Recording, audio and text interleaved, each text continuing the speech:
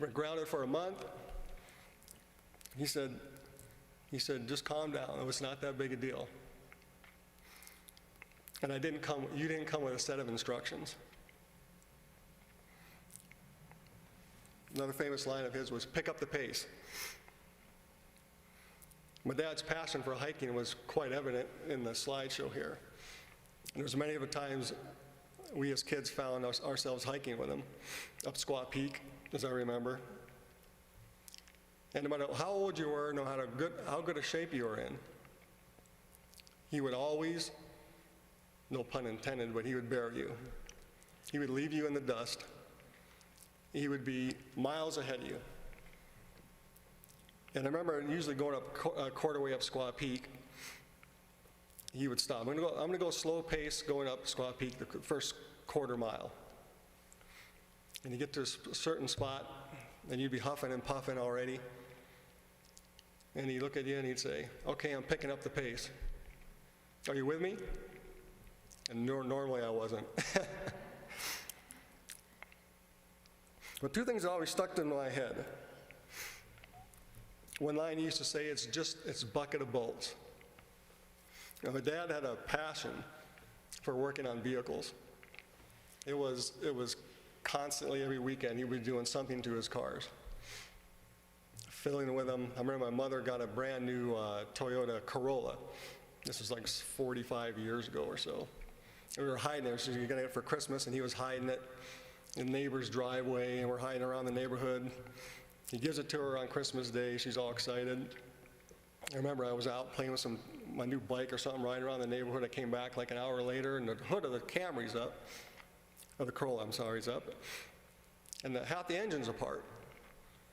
I'm like, what the heck's going on here? It's a brand new car. I go back into his tool shed, and he's back there on his bench. He's got the whole carburetor broken down. He said, look at this, Jimmy. I can't believe these Japanese. He goes, the way they inject the fuel into the carburetor is just unbelievable. They are so far ahead of us. He goes, they are going to take over America car industry. They're going to take it over. Other times you'd come home on a Sunday, find him rebuilding his engine. I decided to rebuild my engine. I'm going to get this done in 3 days. I remember one time coming home, his head was buried underneath the engine of the car, and I said, Dad, you sure love your cars. He came out, looked at me, and I said, oh, I said the wrong thing there. This is going to be an hour lecture. He said, Jimmy, he says, I don't love my cars. I love to work on my cars. There's a difference. This car is nothing but a bucket of bolts. And that always stuck with me. Another one-liner I used to use is, get your tail out between your legs. I remember one day when we were in the backyard, my brother and I had a weight machine back there, had some free weights back there, and I was working out. And it was a hot day. It was probably like 115 in Phoenix, summer day. And my sister came flying around in the backyard on her bike, and we like to call her Princess or Pumpkin, screaming and yelling, one of those construction workers down there exposed himself to me. And I'm on my weight bench, and I go, shh, don't say anything, shh, don't, stop. My dad was in his workbench working on his car. He comes out, what? He goes, one of those construction workers around the corner exposed himself to me. I'm like, oh, please, Princess, don't say that, right? And he immediately looks at me and says, let's go. I said, where are we going? Around the corner in the canal, we used to ride our bikes about a quarter mile away from our house. There was a brand new framing going up on a brand new townhomes there. I said, where are we going? He goes, we're going to where they're framing those homes. I said, who, me? I'm going? He says, yeah, get your tail out between your legs and let's go.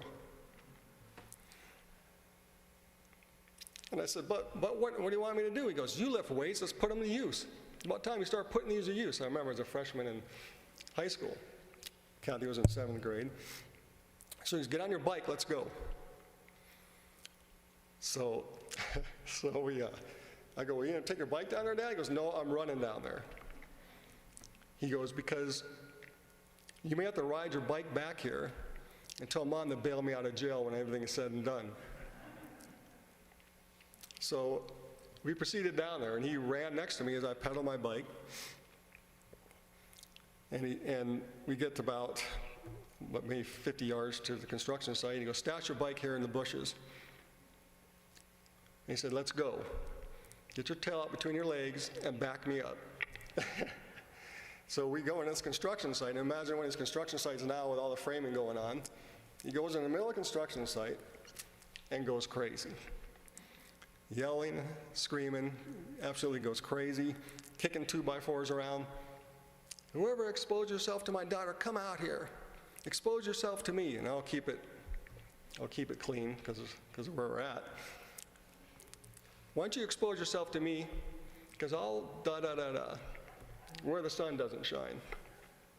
Yelling. Before I know it, there's like 25 construction workers around us. And back then, most construction workers were bikers. I remember sitting behind my dad going, oh, this is going to get bad. This is going to get ugly. But he absolutely was screaming, yelling, going